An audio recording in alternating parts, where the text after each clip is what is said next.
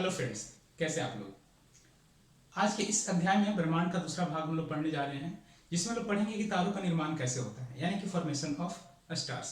Formation of stars मानने से पहले कुछ हम लोग गैलेक्सीज के बारे में विस्तृत और जानकारी ले लेते हैं। हालांकि इसके बारे में जानकारी मैंने भाग 1 में भी ऑलरेडी दे चुका हूँ।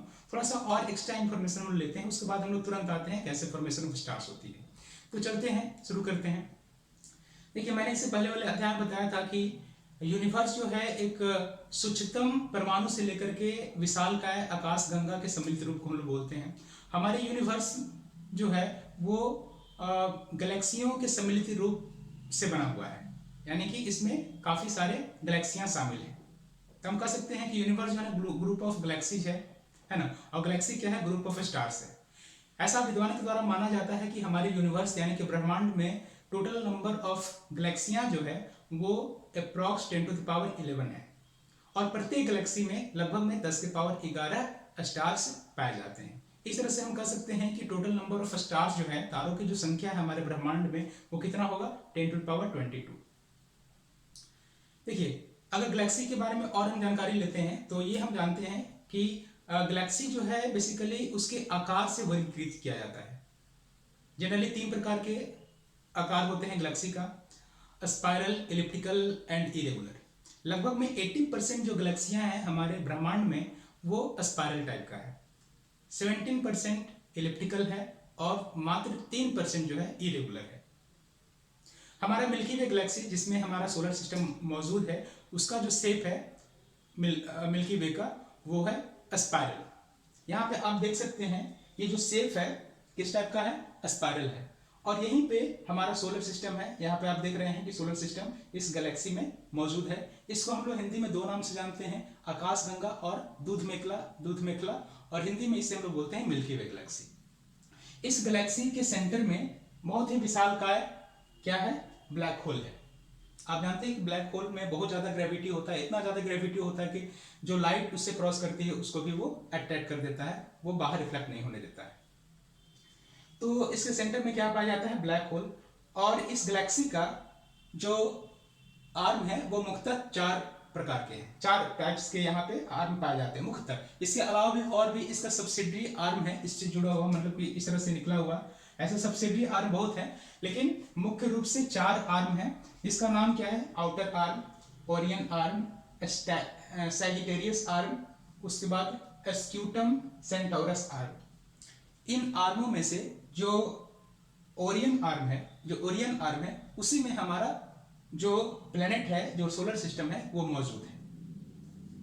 आई बात समझ में? जो ये जितना भी आपका स्पेस दिख रहा है, जितना भी वॉल्यूम में ये पर्टिकुलर आपका मिल्की वे गैलेक्सी मौजूद है, इसका लगभग में 90% जो है ना डार्क मैटर यानी कि डार्क स्पेस से बना हुआ है। मात्र 10% में हेवनली बॉडीज मौजूद है। अगर हम सोलर सिस्टम की बात करते हैं तो सोलर सिस्टम जो है इसके केंद्र से जो दूरी है, इसके केंद्र से जो दूरी है वो लगभग में 25,000 से लेकर के 27,000 क्या है? Light year. आ रही बात समझ में? ये सोलर सिस्टम, ये पूरा जो है इस सेंटर का गैलेक्टिक सेंटर, इसको हम लोग क्या बोलते हैं? इसके और हम लोग नाम से जानते हैं गैलेक्टिक सेंटर। गैलेक्टिक सेंटर, इससे पहले वाले वीडियो में मैं बता चुका हूं, गैलेक्टिक सेंटर इसको बोलते हैं। और ये जो आर्म है, ये सभी आर्म को हम लोग क्या बोलते हैं? Galactic arm, galactic arms. ठीक है। ये जो सोलर सिस्टम है, ये इस गैलेक्टिक सेंटर को एक चक्कर लगाने में लगभग में 250 मिलियन ईयर्स जो है वो समय लगाता है। आरी बात समझ में? कितना समय लगाता है? 250 मिलियन ईयर। अब देखते हैं, देखिए यहाँ पे सोलर सिस्टम है, और सोलर सिस्टम में क्या होते हैं? प्लैनेट होते हैं, सैटेलाइट होते हैं। तो मैंने यहाँ पे सोलर सिस्टम दिखाया है, और जो रेड कलर से आपको दिख रहा है ये सब क्या है? 8 प्लैनेट है। क्लियर है? अब थोड़ा समझते हैं एंड्रोमेडा गैलेक्सी के बारे में। मैंने इससे पहले वाले वीडियो में आपको बताया था कि हमारे मिल्की वे गैलेक्सी के जो सबसे नजदीक का गैलेक्सी है उसी का नाम क्या है? Andromeda Galaxy. एंड्रोमेडा गैलेक्सी का जो डिस्टेंस मिल्की वे गैलेक्सी के गैलेक्टिक सेंटर से लगभग में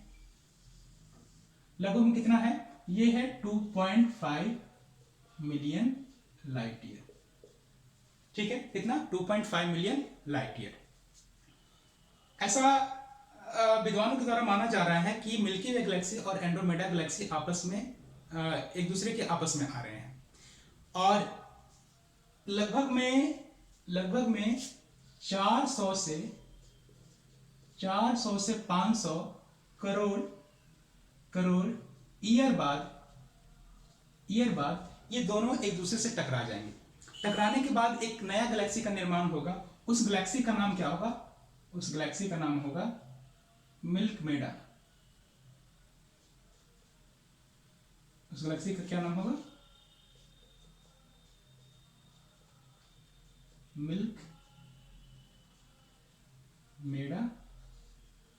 मिल्कमेडा गैलेक्सी, या फिर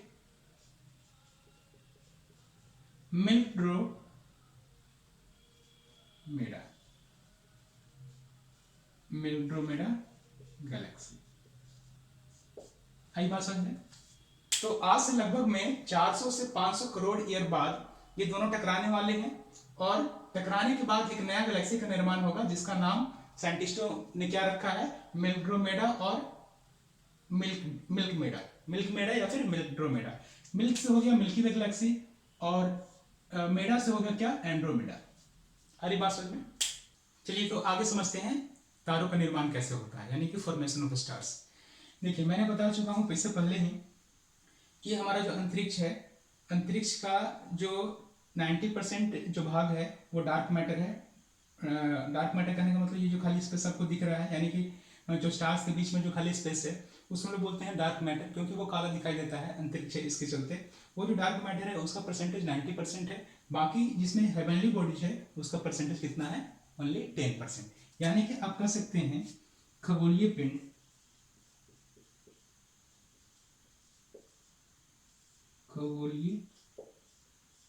का जो परसेंटेज होगा कितना होगा? 10%। और जो डार्क मैटर होगा, डार्क मैटर, इसका कितना परसेंट होगा? 90%। हमारी बात समझ में? अब देखिए, ये जो 10% है इसमें क्या क्या समाहित रहेगा? इसमें आपका स्टार्स रहेगा, प्लैनेट रहेगा, सैटेलाइट रहेगा, मेटियोर्स रहेगा, कॉमेट रहेगा, डस्ट पार्टिकल भी रहेगा, गैस पार्टिकल भी रहेगा, है ना? गैसेस भी रहेंगे, डस्ट पार्टिकल भी रहेगा। अब इस 10% का फर्दर देखिए क्लासिफिकेशन कैसे हम करते हैं। इस 10% का 98%, कितना? 98% जो होगा वो क्या होगा? स्टार्स होंगे। ठीक है ना?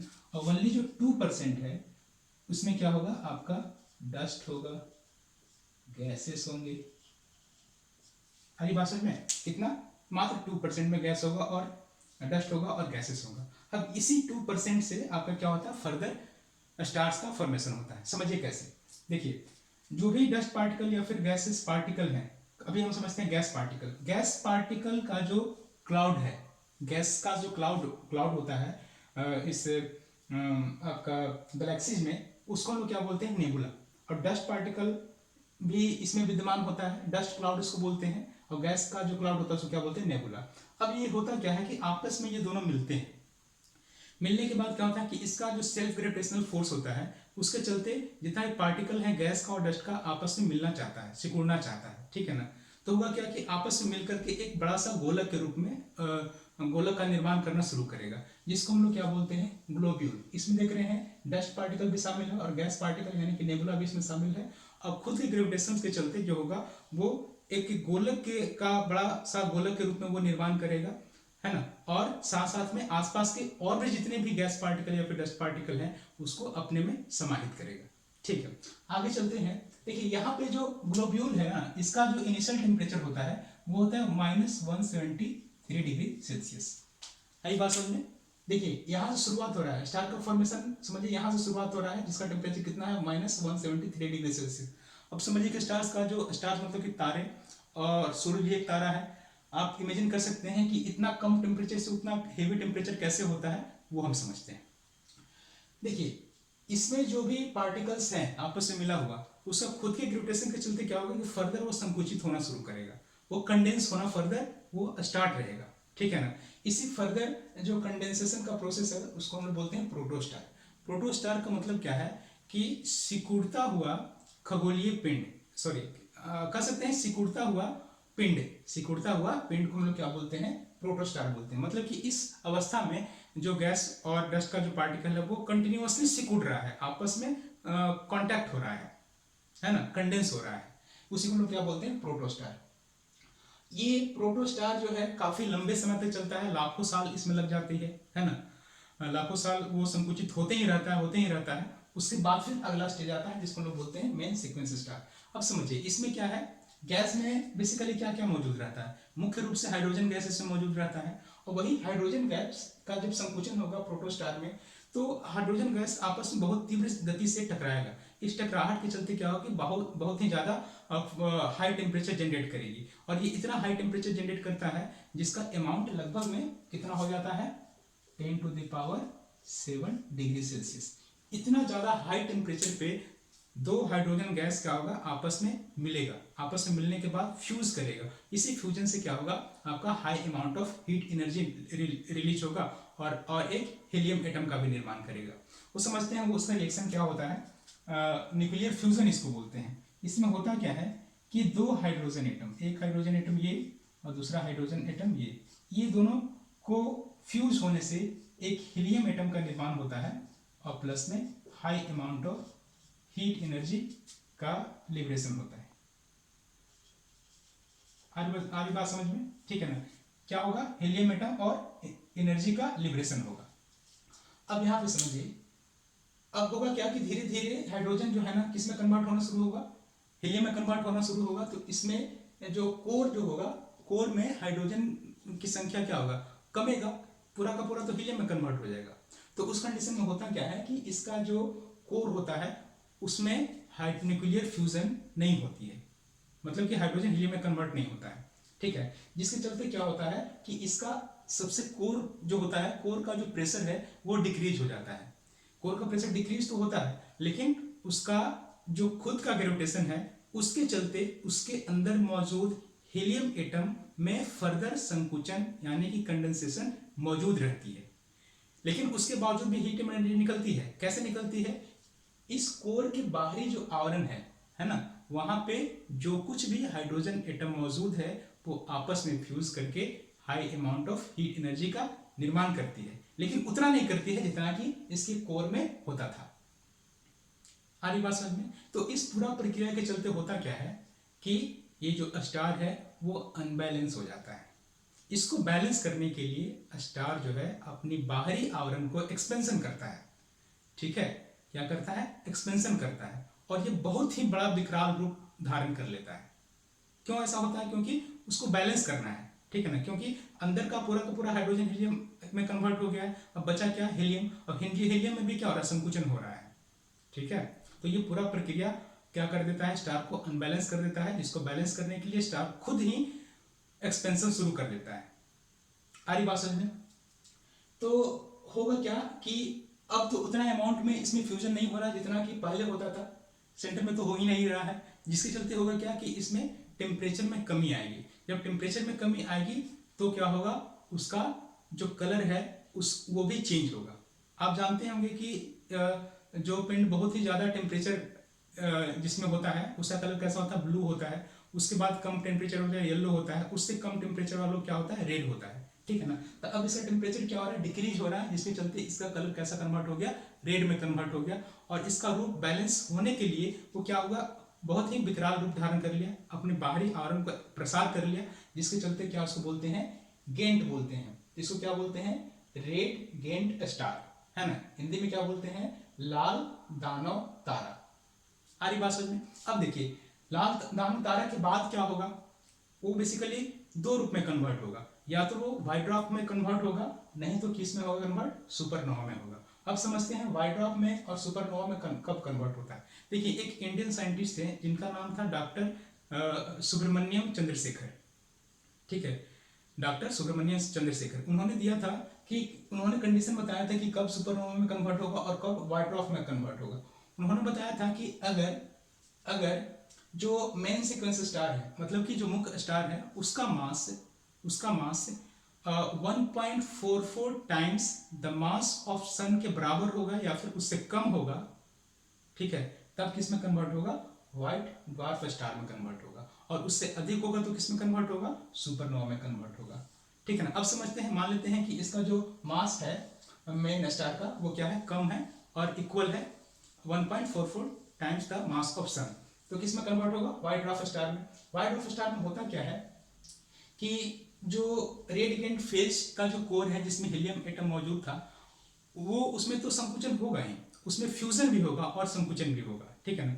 अब एक नया फ्यूजन का प्रोसेस शुरुआत होगा, यहाँ पे तो हाइड्रोजन फ्यूज कर रहा था, अब क्या किसका फ्यूजन यहाँ पे होगा, यहाँ पे हीलियम का फ्यूजन होगा, क्योंकि बचा क्या कोर में, हीलियम ही सिर्फ बचा, तब हीलियम क्या होगा, का फ्यूजन होगा, दो हीलियम मिल करके हीलियम जब फ्यूज करेगा तो किस में कन्वर्ट होगा, कार्बन में कन्वर्ट होगा, ठीक है ना। तो ये यहाँ पे क्या होगा, हीलियम यहाँ पे संकुचन हो रहा है, साथ साथ में फ्यूजन भी यहाँ पे हो रहा है, जिसके चलते high amount of heat energy भी लिबरेट हो रहा है, और साथ साथ में एक अलग पिंड के रूप में ये चेंज हो रहा है, जिसको हम लोग बोलते हैं ब्लैक ड्वार्फ स्टार। क्यों, जब ये पूरा का पूरा हीलियम एटम कार्बन में कन्वर्ट हो जाएगा तो क्या होगा, इसके पास तो हीलियम एटम बचेगा नहीं, ताकि वो फ्यूज होकर के high amount of heat energy liberate करे, क्या होगा, तो इससे प्रकाश निकलेगा नहीं, जब प्रकाश नहीं निकलेगा तो क्या होगा, अंधेरा रहेगा, कुछ नहीं दिखाई देगा, इसके चलते इसको हम लोग बोलते हैं ब्लैक ड्वार्फ, है ना।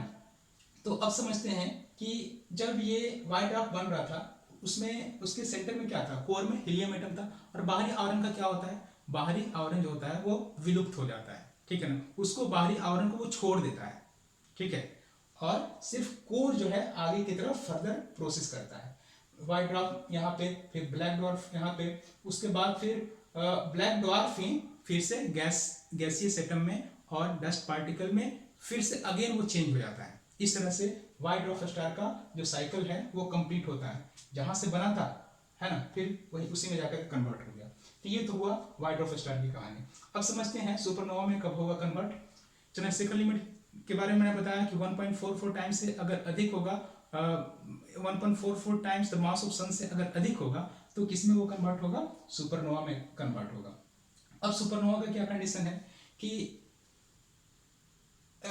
इसका मास क्या है, रेड गेंट जो मेन स्टार है उसका मास तो काफी अधिक है, यानी कि रेड गेंट का जो होगा वो भी एक बहुत ही विशाल होगा in comparison to white dwarf star जब बन रहा था उस समय, जब रेड गेंट का जो आकार था उससे तो काफी बड़ा होगा। तो इस कंडीशन में होता क्या है कि इसका जो न्यूक्लियस होता है, यानी कि जो कोर होता है, उसमें हीलियम का संकुचन होता है, हीलियम का क्या होता है, संकुचन होता है, और साथ साथ में हीलियम का फ्यूजन के चलते जो tremendous amount of heat energy निकालती है, उसके चलते जो उसका बाहरी आवरण है, रेड गेंट फेज का जो बाहरी आवरण है, उसमें बहुत ही तीव्र गति से, बहुत ही प्रकाश छोड़ते हुए क्या होता है, एक विस्फोट होता है। ये इतना विस्फोट भयंकर होता है कि आकाश जो है कई दिनों तक वो प्रकाशमय रहता है, ठीक है।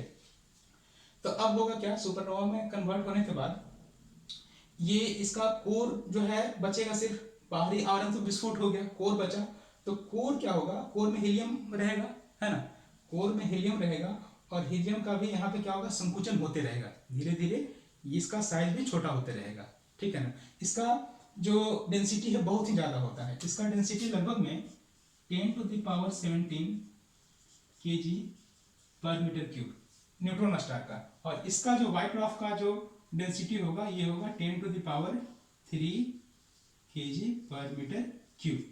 आई बात समझ में। ये क्या हो रहा है, संकुचित हो रहा है, और इसका डेंसिटी धीरे धीरे और क्या हो रहा है, इंक्रीज भी कर रहा है। ऐसा माना गया है कि हमारा जो गैलेक्सीज है, जिसको हम आकाश गंगा यानी कि मिल्की वे गैलेक्सीज बोलते हैं, इसमें अभी तक साइंटिस्टों के माध्यम से ऐसा देखा गया है कि लगभग में 10⁸ नंबर ऑफ न्यूट्रॉन स्टार्स पाया गया है ना, कितना, 10⁸ नंबर ऑफ न्यूट्रॉन स्टार पाया गया है हमारे गैलेक्सी मिल्की वे में, ठीक है। अब देखिए यही न्यूट्रॉन स्टार जो है ना फर्दर किस में कन्वर्ट होगा, ब्लैक होल में कन्वर्ट होगा। अब ब्लैक होल में कन्वर्ट होने का एक कंडीशन है, वो हम आपको बताएंगे कि पार्टिकुलर रेडियस है। मैंने क्या बोला कि ये न्यूट्रॉन स्टार जो है ना फर्दर वो संकुचित हो रहा है, उसका जो डेंसिटी है वो फर्दर इंक्रीज होते जा रहा है, उसका साइज बहुत छोटा होते जा रहा है। इसका मतलब क्या है कि इसका रेडियस जो है ना काफ़ी धीरे धीरे छोटा होते जा रहा है। अगर ये छोटा होकर के रेडियस एक ऐसा पैटर्न धारण करेगा जिसके बाद हम उसको क्या बोलेंगे, ब्लैक होल बोलेंगे। देखिए वो कंडीशन क्या है, मान लेते हैं कि न्यूट्रॉन स्टार का इनिशियल जो मास है वो क्या है, स्मॉल m है, ठीक है ना। तो ये क्या हो रहा है, संकुचित हो रहा है, रेडियस से कम रहा है। अगर ये स्मॉल m मास का जो न्यूट्रॉन स्टार है वो किसी सर्टेन रेडियस, यानी कि वो रेडियस क्या होगा, r equal to 2 capital G small m by small c का स्क्वायर, जहां पे g क्या है, ग्रेविटेशनल कांस्टेंट है, m जो है ना initial mass of neutron star है, c स्पीड ऑफ लाइट है। अगर इस रेडियस में कन्वर्ट हो जाए, हरी बात समझ में, धीरे धीरे तो संकुचित हो रहा है, रेडियस कम रहा है, रेडियस इतना कम हो जाए कि इस फॉर्म में चला है, तब इसको इस फॉर्म में चला है इसके बराबर हो जाए या फिर इससे कम हो जाए, तब हम उसको क्या बोलेंगे, ब्लैक होल बोलेंगे। मतलब कि इसमें इतना ज्यादा ग्रेविटी हो जाएगा कि इसके अंदर से लाइट भी पास नहीं कर सकता है, ठीक है ना। उसी अवस्था को क्या बोलते हैं, ब्लैक होल बोलते हैं। समझे? तो ये है complete life cycle of star. उम्मीद करते हैं आपको समझ में आया होगा, और अगर वीडियो ये पसंद आ रहा है तो आपसे रिक्वेस्ट है, अभी फ़िलहाल मैंने नया चैनल खोला है, तो अगर पसंद आ रही तो ज़रूर आप सब्सक्राइब कीजिए, लाइक कीजिए। कुछ सुझाव देना है, कुछ हमसे बातें करनी है तो कमेंट में ज़रूर आप लिखिए, हमें कुछ सुझाव देनी है या फिर कुछ और आपको कहना है, विचार आपका देना है, तो आप मोस्ट वेलकम है, कमेंट में हमें बताइए। ठीक है, थैंक यू।